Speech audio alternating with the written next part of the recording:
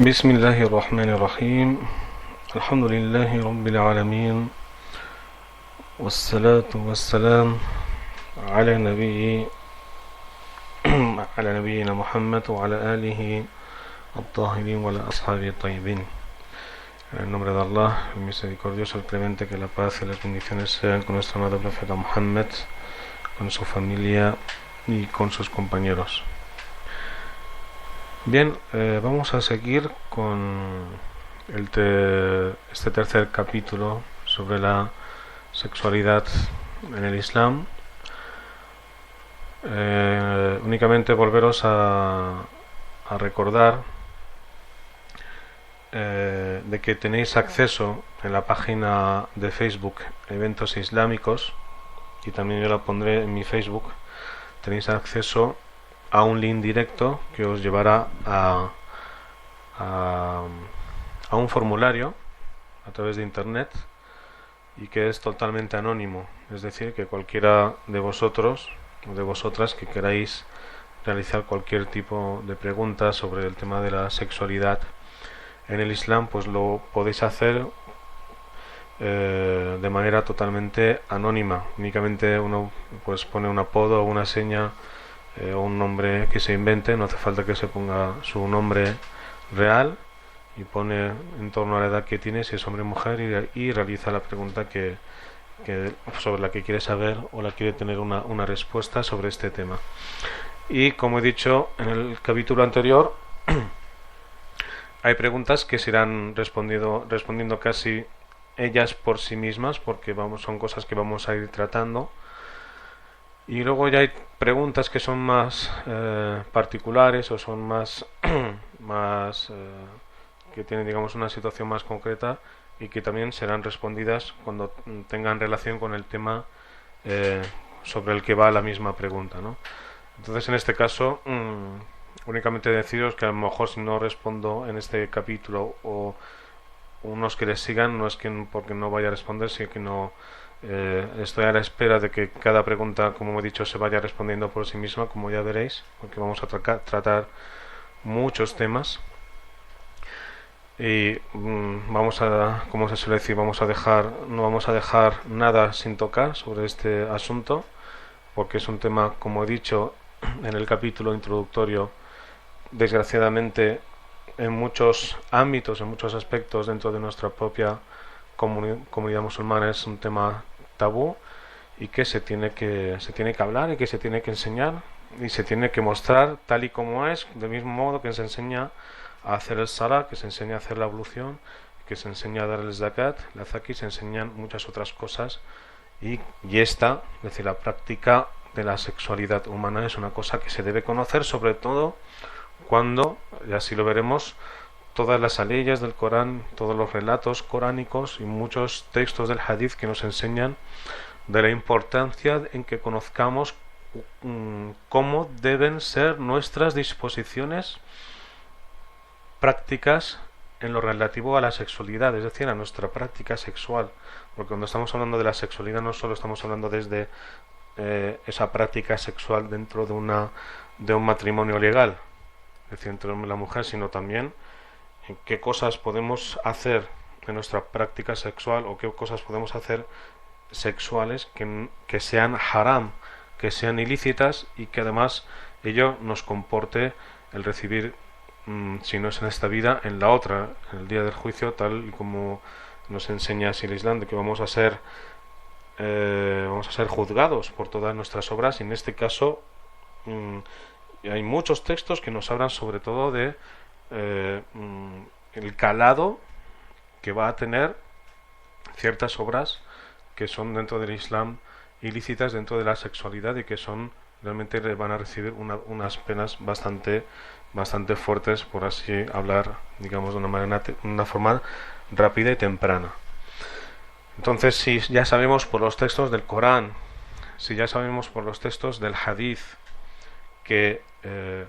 vamos a ser juzgados por nuestras obras de una manera positiva o negativa, es decir, que recibamos una recompensa o bien recibamos un castigo, también hemos aprendido por el Corán mismo, donde hay muchas aleyas, y también sobre todo por muchos hadices donde se detallan todos estos temas, de que Allah en prácticas que tienen relación con lo sexual, es decir, con la práctica sexual, pues tenemos que saber cómo debemos actuar, y en qué cosas podemos hacer y qué cosas se nos está vedado y se nos está prohibido hacer en esta práctica sexual. Bien, hemos hablado en el episodio anterior de que Allah Azza wa Jal, de que Dios ensalzado sea, Allah ensalzado sea, nos ha transmitido en su libro que en la creación de los cielos y de la tierra, es decir, en todo el universo, en todo cuanto existe, Allah ha dispuesto una serie de lo que el Corán denomina o cita como ayat, es decir, signos. Y el rol que tienen estos signos, estas señales, estos ayat, es transmitirnos una serie de enseñanzas que tienen relación directa con la cosmovisión y con el din del Islam. Y en el capítulo de hoy vamos a hablar de, en este caso, comentarios de nuestros sabios sobre sus meditaciones y sus reflexiones que han hecho sobre, en este caso, sobre la configuración física del hombre y la mujer. En este caso vamos a hablar primero de también uno de los grandes sabios del Islam y que han aportado realmente que han aportado muchas cosas, grandes obras al Islam. Nos estamos refiriendo al imam Ibn Qayyim al-Jawziyya. Pues Ibn Qayyim al-Jawziyya perdón.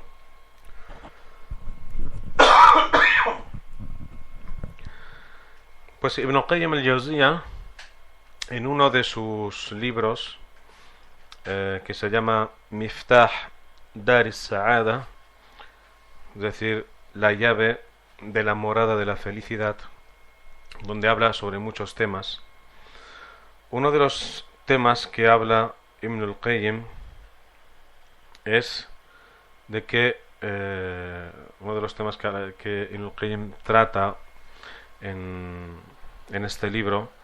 es sus reflexiones y sus meditaciones en la configuración física del ser humano, tanto del hombre como de la mujer.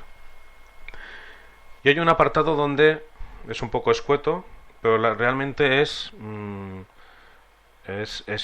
muy explícito, porque nos transmite sus meditaciones y sus reflexiones sobre la configuración de que él ve sobre el hombre y la mujer. Y en este caso nos habla sobre sobre los dos órganos sexuales, o sobre los órganos sexuales que Allah ha dispuesto tanto en el hombre como en la mujer. Entonces, Ibn al-Qayyim nos habla de una cosa verdaderamente interesante. Nos dice, según su meditación y su reflexión, de cómo Allah Azza wa Jal dice cómo ha otorgado y cómo ha dado a cada entidad humana, es decir, tanto al hombre como a la mujer, un órgano sexual que es acorde a su carácter y a su forma de ser. Y además, fijaos cómo tiene ya relación lo que que aparentemente parecía que no tenía relación lo que estaba diciendo. Vais a ver cómo vamos a entrar en esa interacción y en ver en toda esta como visión que vamos a ver a lo largo de estas charlas sobre este tema dentro del din del Islam, y esa globalidad que debemos tener sobre el din, y esa visión completa. Entonces nos habla Ibn al-Qayyim en este libro, Miftah Dar as-Sa'ada, la llave de la morada de la felicidad, donde he dicho que habla sobre habla de muchos temas, habla de temática muy variada. Y nos habla de cómo él se da cuenta o se percata de cómo Allah Azza wa Jal, cómo Dios ha concedido un órgano sexual tanto al hombre y a la mujer que son acordes a el carácter y las características de cada uno. Y habla primero y como dice que primero ha otorgado al hombre un órgano sexual externo y cómo ha otorgado a la mujer un órgano sexual interno. Y esa es la primera, digamos, la reflexión que él hace. Y luego nos habla del hombre y dice, digamos que estas son sus palabras, dice, date cuenta cómo Allah ha otorgado al hombre, en este caso, hablando al varón, un órgano sexual acorde a su forma de ser y a su carácter. Es decir, el hombre donde se dan cualidades como la fuerza, cualidades como el arroje, ¿no? La firmeza, la fuerza física y otras cualidades similares. Dice, ha otorgado igualmente al hombre, al varón, un órgano sexual donde se manifiestan esas cualidades. Y a la mujer, por otro lado, le ha otorgado un órgano sexual que va acorde a su carácter, es decir, algo que ya no es externo sino que es interno. Porque la mujer, aunque todos tenemos formas de ser, una de las cualidades de la mujer es que es reservada, es muy suya, es cautelosa, es cuidadosa. Y por lo tanto, ese órgano, donde además va a ser no solo ese órgano sexual, sino que luego va a ser el reproductor, donde va a ser el seno del próximo, de ese ser humano, esa criatura que ha de venir, como hemos hablado antes. Dice, además, fijaos que dice una cosa muy bonita, dice, tal y como es el hombre, Allah Azza wa Jal no ha querido, es decir, o digámoslo desde otro punto de vista, Allah ha querido que en ese ser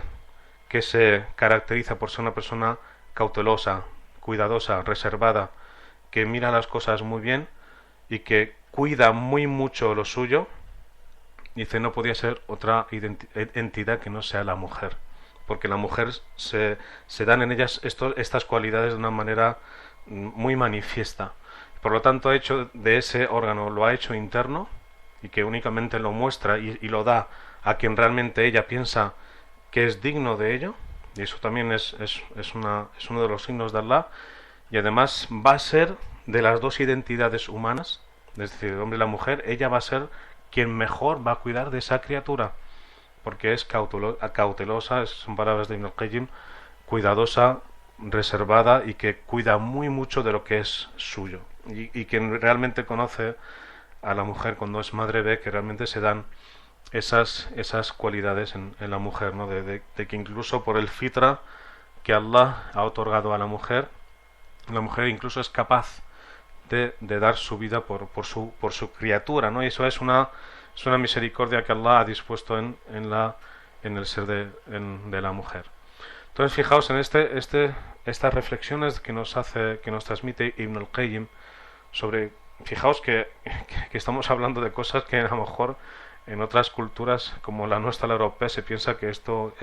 lo hemos descubierto nosotros o lo han descubierto otras personas porque son más abiertas o porque son más liberales o que ellos fueron quienes crearon el siglo de las luces y por lo tanto ellos han descubierto todo, cuando no ha sido realmente así. Y como dije en la primera introducción, en el Islam se habla de este tema, se hablan de todos los temas, se hablan con exquisitez, se habla con tacto, se habla con delicadeza cuando hay que hablar, pero se habla y no se calla, como ha pasado justamente en nuestra sociedad durante siglos y la gente pues ha vivido pues en la oscuridad. Pero bueno, este es otro tema al que no vamos a entrar, pero sí para que nos demos cuenta que parece que estamos hablando de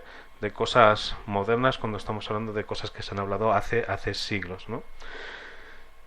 Entonces este es uno de los primeros signos que yo os he querido tratar de estas primeras reflexiones de cómo,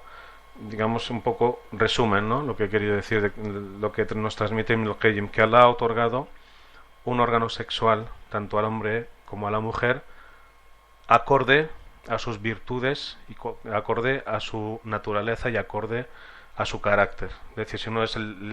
lo temperamental, la fuerza, el vigor, la garra, ¿no? Aquello que es, digamos, que el arroje, ¿no? A veces incluso lo temerario por parte del hombre, por otro órgano sexual, en este caso el de la mujer, que se caracteriza por ser por lo reservado, ¿no? Por lo íntimo, por lo cuidadoso, por lo cauteloso, y que únicamente se muestra a quien se debe mostrar. Incluso Ibn al-Qayyim en su libro, incluso de la posición que ocupa cada uno de estos órganos en el cuerpo, porque además lo habla, lo cuenta, ¿no? Y nos lo transmite, de que como incluso el de la mujer está más oculto que el del hombre y que es un signo de esa cautelosidad, ¿no? De cómo la mujer es muy reservada, que únicamente se da y da su amor y da su cariño y ofrece sus sentimientos a quien ella realmente piensa que se lo tiene que dar, ¿no? Porque la mujer, una de las grandes cualidades que tiene es que es muy meditativa y es calculadora, en el sentido de que cuando va a hacer las cosas la hace verdaderamente y da ese paso cuando realmente lo ha pensado muy bien y sabe que lo que va a hacer lo hace con paso firme, ¿no? En este caso sí que habría que decir que a veces los hombres pecamos pues de esa arrojadez, ¿no? De ser muy arrojadizos y llevarnos por la fuerza, ¿no?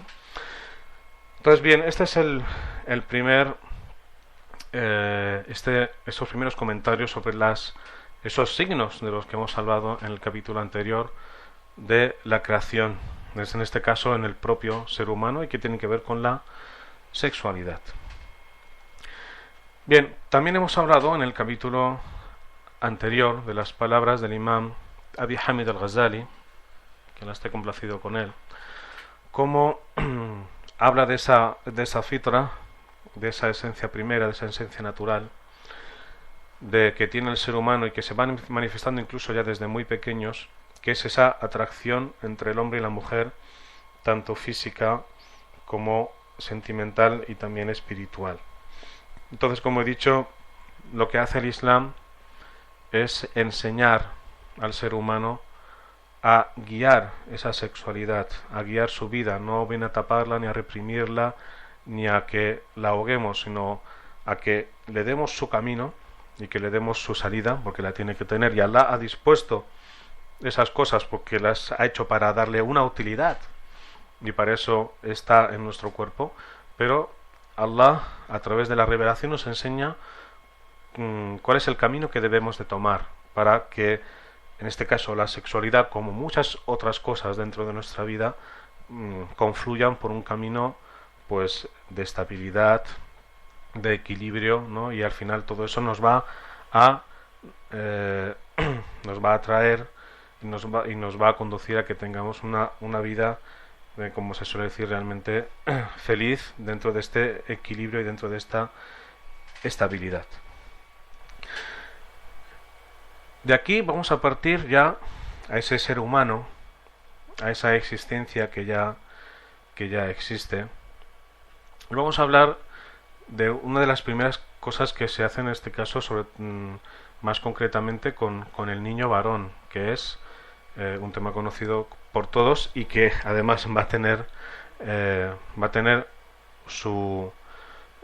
punto de interés en el futuro,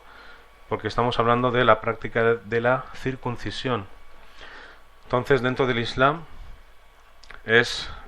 la práctica de la circuncisión en los niños es una de las cosas que nos enseñó el profeta Muhammad sallallahu alaihi wasallam, y que además en este caso hablamos de la circuncisión por todas las aportes positivos que va a tener en este caso igualmente dentro de la relación sexual, porque podríamos hablar de otros temas, incluso desde un punto de vista sanitario, desde un punto de vista higiénico. Es mucho mejor desde estos puntos de vista que acabamos de citar, es decir, el higiénico y el sanitario, que un hombre esté circunciso o circuncidado del que no lo está. Incluso hay estudios actuales y que ya están corroborados de que tiene más riesgo de contraer el SIDA u otras enfermedades venéreas aquellas personas que no tienen practicadas la circuncisión de aquellas que las tienen hechas. Es decir, aquellas personas que tienen, aquellos varones que están circuncidados, pues tienen menos posibilidades de coger alguna enfermedad de transmisión sexual o incluso estas, sobre todo como he dicho en nuestros estudios del SIDA, que además podéis acceder en ellos en internet porque están puestos. Y en este caso hablamos de el tema que tiene que ver con lo que nosotros estamos planteando ahora mismo, y es la sexualidad. Puede haber o puede existir, y además vamos a hablar de temas que mejor que luego vamos a sacar otros temas dentro de la sexualidad, otros temas que tienen que ver con ya en la práctica así dicha, de la práctica sexual entre el hombre y la mujer. Decir que puede existir el mito de que alguien que no está circuncidado, cuando se le entra en el Islam y se le practica la circuncisión, primero decir que una persona que entra en el Islam y acepta el Islam y se hace musulmán, pues no es una obligación de que se haga la circuncisión si ya es mayor. Es decir, lo puede hacer si quiere, y si quiere no la puede hacer. Hoy día, alhamdulillah, hay medios quirúrgicos muy avanzados que la verdad hacen que la circuncisión sea muy llevadera, es decir, lo que es la operación pues sea muy llevadera, y que todo lo que es la operación en sí misma y luego el postoperatorio de la circuncisión pues sea muy leve, y que prácticamente el hombre, pues aparte de a lo mejor de unos puntos que le tenga que poner pues en lo que es en la piel que cubre el pene, para cuando ya se le ha cortado la piel, cuando se le hace la circuncisión, pues realmente se pasa en muy pocos días, y además como he dicho, con todos los adelantos que hay, es verdaderamente muy aconsejable que el hombre musulmán varón que haya entrado al Islam y no haya circuncidado, lo suyo es que lo haga, sobre todo no desde un punto de vista islámico, sino también desde un punto de vista de la práctica sexual, y también desde un punto de vista higiénico y sanitario. Y ya veremos incluso, hablando desde el punto de vista higiénico y sanitario, lo importante que tiene que ver con la práctica sexual. Y como he dicho antes, suele haber el mito de que una persona, en este caso varón, que no se ha practicado la circuncisión, existe el mito que si la practica, es decir, si se hace la circuncisión, que va a perder sensibilidad, digamos, o va a perder sensibilidad a la hora de percibir placer al mantener la relación sexual. Cosa que no es así. Lo que ocurre es que cuando el glande del pene está recubierto con una piel, lo que pasa es que ese glande del pene está en un extremo de sensibilidad. Entonces lo que ocurre es que el simple hecho de que se roce al varón le duela y le escueza. Entonces no es que cuando uno se practique, en este caso el varón practica la circuncisión, pierda sensibilidad. Incluso al contrario, lo digo por los hermanos en este caso que no se hayan decidido, que no hagan caso de este mito, porque no es cierto. Es decir, no se pierde sensibilidad en el glande de un varón porque se practique la circuncisión. Es un mito que no es cierto. Y como he dicho, desde un punto de vista sanitario y desde un punto de vista higiénico, no tiene comparación la persona que no está circuncidada de la persona que sí está circuncidada. Y como he dicho, vamos a hablar sobre este punto también de la circuncisión a la hora de ciertas prácticas dentro de la práctica sexual, que vamos a tratar más adelante. Después de haber hablado de la circuncisión, hay otro punto, cuando ya la persona, en el caso del ser humano, ya sea hombre y mujer, van creciendo,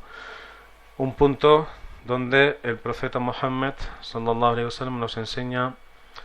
que esos seres humanos que van creciendo, que son niños, que son inocentes, por así decir, pues van a ir por el qadar, por designio de Allah, y por el qada, por su dictamen, van a ir despertando en su fitra, en su esencia natural, una serie de atracciones. Y sobre todo la gente que haya tenido ya hijos que ahora sean mayores, o estén teniendo hijos en adolescentes, o hijos que ya a la edad en torno a los 10 años, porque viene a esa edad citada en el hadith, es cuando empieza a despertar en él o en ella lo que todos nosotros como conocemos como padres, pues si fulanito me mira, o si fulanita quiere ser mi novia, etcétera, etcétera, de lo que ya todos conocemos, ¿no? Entonces, decir que eso forma parte de lo que Allah Azza wa Jalla ha puesto en el ser humano y con lo que le va a probar. Es decir, no es nada del otro mundo. Es decir, nosotros como padres, o aquellos que sean padres, entre comillas, pues se encuentran a veces incómodos porque no saben que ya se van a despertar en el niño o en la niña pues sentimientos de esa atracción de la que hemos hablado antes hacia el sexo opuesto, y que nosotros tenemos que estar ahí pues para guiarles y para informarles y para formarles y para enseñarles de la manera más correcta cómo encauzarle en todas estas cosas. Entonces, uno de los consejos muy importantes que nos transmite el Islam, y en este caso también el que nos transmite el profeta Muhammad sallallahu alaihi wasallam, y que tiene que ver con ese despertar de esos sentimientos de atracción hacia el sexo opuesto, y en ese caso también incluso la manifestación de lo sexual, está el hecho de que nos aconseje el profeta Muhammad sallallahu alaihi wasallam, la paz sea con él, de a una cierta edad, en este caso los 10 años, como viene en un hadith sahih, un hadith correcto, de separar de habitaciones a los niños y a las niñas. Y es algo muy sencillo. ¿Por qué? Porque es a partir de esa edad cuando, como he dicho antes, esa atracción y ese deseo que todos los seres humanos tienen, ese deseo de experimentar, de conocer, porque no se conoce, y uno va experimentando cosas en la vida, en todos los campos, en todos los ámbitos de su vida, quiere conocer cosas. Uno de los más íntimos, en este caso, que puede conducir incluso a ese contacto físico, contactos sexuales, el hecho de estar durmiendo en un mismo lecho, en una misma cama. Entonces, uno de los consejos que nos da el profeta Muhammad, y que además es un precepto que debemos de seguir, es el de separar a los niños y a las niñas de las habitaciones. Es decir, que las niñas, si en una familia hay hay niños y niñas, ya sean unos más que otros, el que, aunque digamos por necesidades materiales, pues no haya muchas habitaciones en una casa, pues que por lo menos en una habitación o en dos hayan niños y en otras hayan unas niñas, y que no se mezclen, porque el ser humano es un ser humano. El ser humano, Allah ha puesto en su fitra ese deseo de experimentar, de conocer, y le ha puesto esa atracción. Entonces, para no caer, porque por desgracia puede pasar, de que incluso entre hermanos pues hayan estas cosas, nos aconseja de que alejemos, y dice el hadith, وَفَرِّقُوا بَيْنَهُمْ فِي الْمَضَاجِعِ, es decir, separad entre ellos, separarles en los lechos, es decir, que no duerman juntos. Y es todo desde el principio de que se llama en el Islam el principio de Sid ad-Dariya, es decir, desde el principio de prevención, porque como sabemos que esto se va a dar, como sabemos que los niños van a experimentar, y todos son seres humanos, lo que quiere en este caso el Islam es que no ocurra algo que luego nosotros no deseemos. Bien, pues hasta aquí llegamos al final del capítulo 3. Espero que os haya sido de provecho. Sabéis que cualquier tipo de pregunta la podéis hacer a través de ese link que os hemos dejado, que es un acceso directo a un formulario totalmente anónimo. Y deciros que en principio os informaremos de cuándo será la próxima clase. Ya hasta la próxima, inshallah. Assalamu alaikum wa rahmatullahi ta'ala wa barakatuh.